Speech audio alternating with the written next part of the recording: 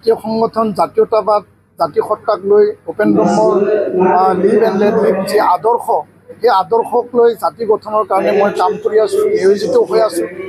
আৰু যেতিয়ালৈকে মই জাতিৰ স্বাৰ্থত জাতিৰ সেৱাত মই কাম কৰি আছোঁ, ৰাজনীতিক পৰিৱেশ পৰিস্থিতিত মানে বিভিন্ন চৰ্চা আহিব পাৰে, বিভিন্ন কথা বতৰা হ'ব পাৰে, সেইটো কেতিয়াবা কেতিয়াবা চলে আৰু সেইটো লৈ মই কোনো তেনেকুৱা চিন্তা কৰা নাই আৰু সেইটো প্ৰাসংগিক নহয় বুলি মই ক'ব বিচাৰোঁ।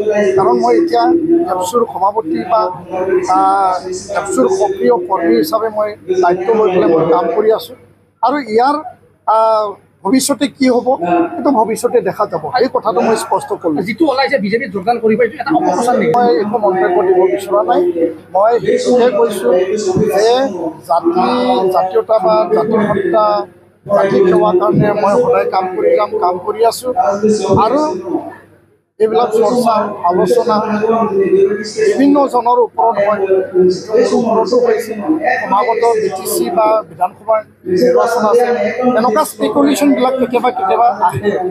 ইয়াৰ কাৰণে মই আৰু এইটো মানে বহলাই পেলাই মই মন্তব্য দিব বিচৰা নাই। মোৰ কথাখিনি এইটোৱে যে জাতি আৰু জাতি সেৱাৰ হকে জাতিৰ স্বাৰ্থত মই কাম কৰি আছোঁ, কাম কৰি যাম আৰু যেতিয়ালৈকে মই দায়িত্বত আছোঁ নিষ্ঠা সহকাৰে মই দৃঢ়তাৰে জাতিৰ সেৱাৰ কাৰণে আৰু সকলো জাতি জনগোষ্ঠীৰ মংগলৰ বাবে একেলগে আমি কাম কৰিম। জাতীয় সংগঠন জাতীয়তাবাদ জাতি সত্তাক লৈ Upendra live and let live যি আদৰ্শ সেই আদৰ্শক লৈ জাতি গঠনৰ কাৰণে মই কাম কৰি আছোঁ, নিয়োজিত হৈ আছোঁ আৰু যেতিয়ালৈকে মই জাতিৰ স্বাৰ্থত জাতিৰ সেৱাত মই কাম কৰি আছোঁ, ৰাজনীতিক পৰিৱেশ পৰিস্থিতিত মানে বিভিন্ন চৰ্চা আহিব পাৰে, বিভিন্ন কথা বতৰা হ'ব পাৰে, সেইটো কেতিয়াবা কেতিয়াবা চলে আৰু সেইটো লৈ মই কোনো তেনেকুৱা চিন্তা কৰা নাই আৰু সেইটো প্ৰাসংগিক নহয় বুলি মই ক'ব বিচাৰোঁ।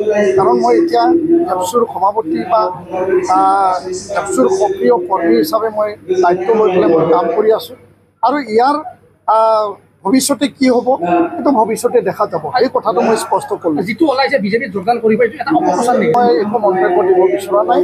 মই সেইটোহে কৈছোঁ যে জাতীয়তাবাদ জাতি সত্তা জাতি সেৱাৰ কাৰণে মই সদায় কাম কৰি যাম, কাম কৰি আছোঁ আৰু এইবিলাক চৰ্চা আলোচনা বিভিন্নজনৰ ওপৰত হয়, ওপৰতো হৈছে। সমাগত BTC বা বিধানসভাৰ নিৰ্বাচন আছে, এনেকুৱা স্পেকুলেশ্যনবিলাক কেতিয়াবা কেতিয়াবা আহে। ইয়াৰ কাৰণে মই আৰু এইটো মানে বহলাই পেলাই মই মন্তব্য দিব বিচৰা নাই।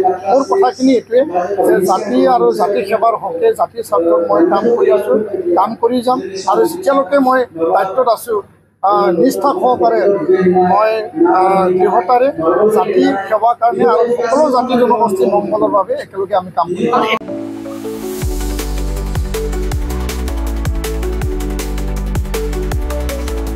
क'क्राझारनि CITआव मुं थिसननो गोसो जानाय फरायसाफोरनि थाखाय मोनसे गोजोनथाव रादाब।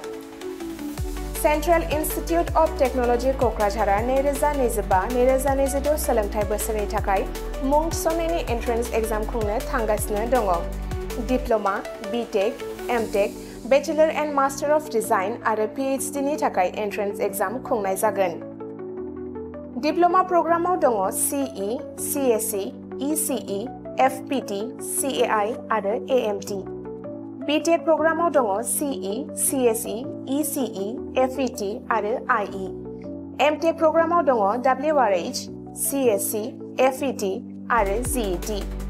बेचेलर अफ डिजाइन आरो मास्टार अफ डिजाइनाव दङ MCD आरो PhD नि थाखाय CE, CSE, ECE, FET, IE, ME, physics, mathematics, chemistry आरो HSS। बे समाव अनलाइन आर'जलाइ लानाया सोलिगासिनो दङ आरो बियो फैगौ 31 मेसिम थागोन। डिप्ल'मा, BTech आरो MTech नि एन्ट्रेन्स एग्जामखौ फैगौ 8 जुनाव खुंनाय जागोन आरो PhD नि एन्ट्रेन्स एग्जामखौ 15 जुनाव खुंनाय जागोन। आबुङै मिथिनो थाखाय एडमिशन सेल CIT क'क्राझारनि मबाइल नम्बर 9365031406 आव सुलाद लानो हागोन एबा query 2025@cit.ac.in आव इमेल खालामहरनो हागोन। बेनि अनगायै cit.ac.in एबा admission.cit.ac.in बे मोननै वेबसाइटआव हाबनानै नायनो हागोन।